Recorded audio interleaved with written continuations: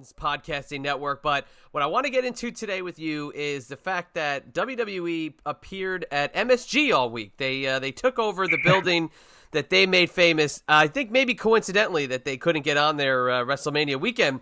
But Monday Night Raw sold out, but SmackDown didn't. And now somebody who performed in that arena in different eras of the WWF and being around Madison Square Garden, are you shocked that WWE couldn't sell out their literally their building? That's their house. Yeah, absolutely. I mean, again, I'm looking at this as a continuum of time. Whenever I was in WCW after I left ECW for the final time, competing against the WWE, as I have, or WWF, as I have for most of my career, they were always the impervious megalith.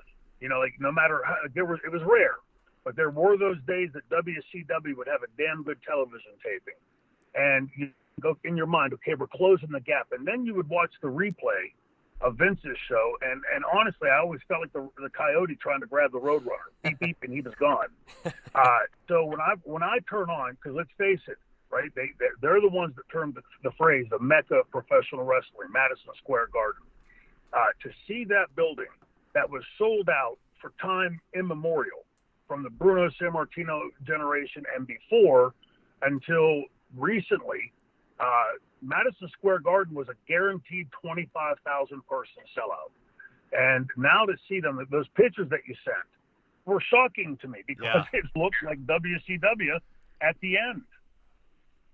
It's crazy. The one that stands out for me is your time in '95.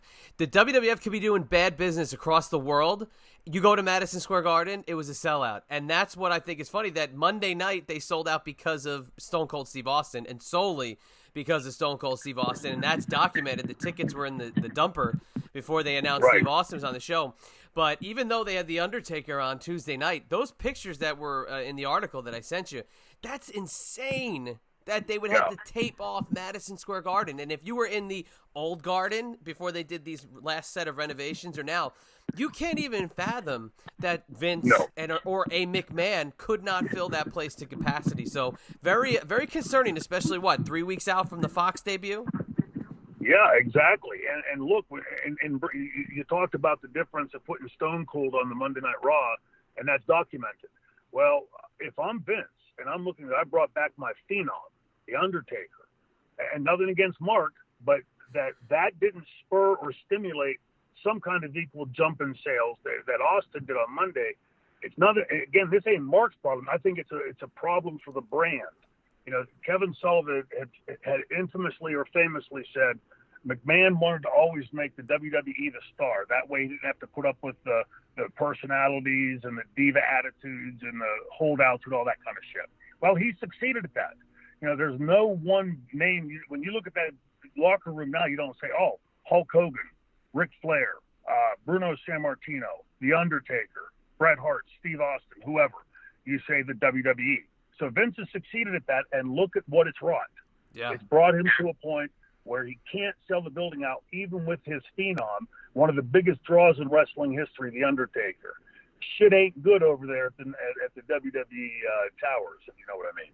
And then the other thing, too, so Raw and SmackDown taped there this week. It was the first time since 2009 that WWE recorded any kind of television inside Madison Square Garden. Now, I think they did a network special there a few years ago. I want to say maybe 2016 they did like a special house show. I don't know if it was Lesnar or something. There was some special main event they had on a WWE network show.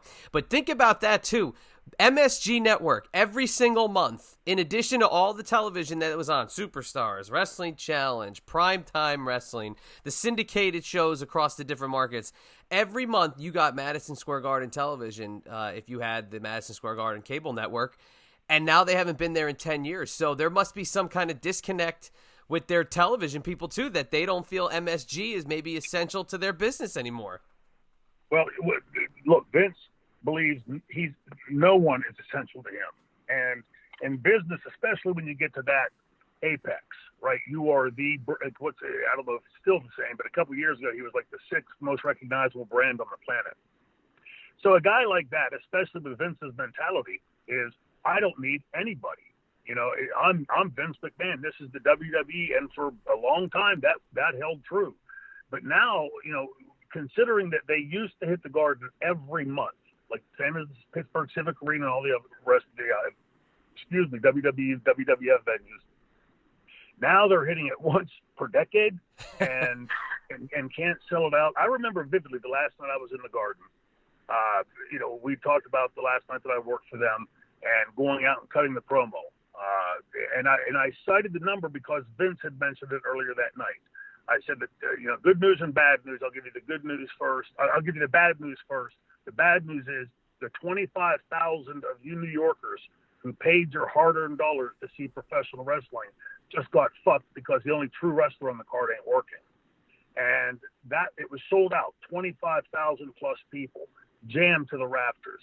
Now, that was 1995 and had been done every single month for long before that and pretty much since. And now that they haven't been there since 2009 for all intents and purposes and couldn't sell it out or come close, those pictures are shocking when you look at, the upper deck darkened out and the lower deck, maybe 30%, maybe 40% full. Wow. But it doesn't surprise me though, because the product, and again, put the little asterisk like I always do up there. I ain't blaming the kids. It's not the kids' fault. No, it's the programming. It's the writing. It's abysmal and it's difficult, if not impossible, to watch. I won tickets through the Daily News in January 1998 to MSG show, house show. It was I forget the main event, but it was a big one. I think it was like Undertaker and Steve Austin versus Triple H and Shawn Michaels. Like, it was a big one for that time period. A big house. Won tickets. Get to the building.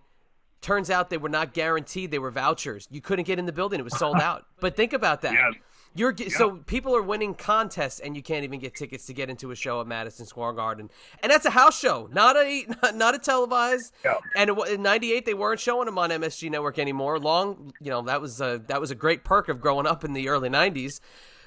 But it's just unfathomable. And I know when Vince used to go to the shows at the Garden, that was a big deal because it was right down the road from Stamford, and he didn't always go to the house shows, and there was a different sense of, I guess, what was going on backstage at the shows. But, with the XFL coming, I wonder, is Vince even going to Madison Square Garden anymore? I think that begs the question.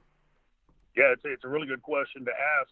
I look at it from a more macro perspective. So you look at the New York general area, what are there, 12, 14 million people squeezed into that city? 25,000 to drop in the bucket. I mean, that's what 1%. It's a minuscule portion of that giant population that's in and around the New York metro area. So the fact that this sixth most recognizable brand on the planet just a few years ago, with their top dogs, the Steve Austins and Undertakers, could not jam that building or come close to selling it, even making it look scantily full. At this point, if you're Vince McMahon, you've got to be scratching your head.